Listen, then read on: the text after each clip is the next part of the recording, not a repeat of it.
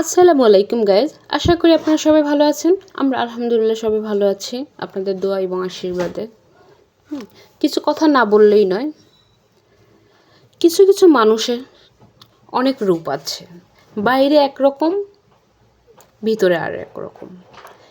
কিন্তু কখনো তুমি এমনটা হবে না, তোমার অন্তর ও বাহির সবটাই এক হতে হবে। তখনই একটা স্বচ্ছ ও সুন্দর শান্তিময় জীবন উপভোগ করতে পারবে।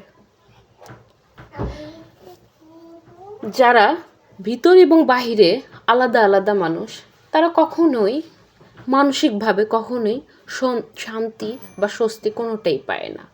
ওরা মানুষকে দেখায় ওরা আসলেই খুবই ভালো আছে, সুন্দর আছে, তারা কখনোই ভালো এবং সুন্দর নেই। তুমি তেমনই থেকো, তুমি যেমন।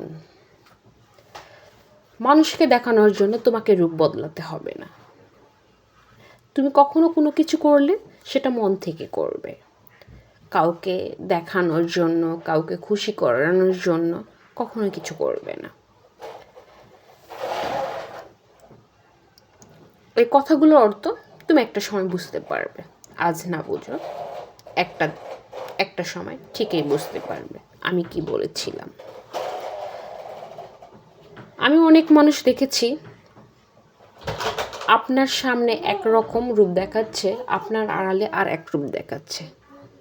তারা আসলেই মানুষ না, মানুষ রূপে নাই বা বললাম সেই কথাটা, তারা কী ধরনের।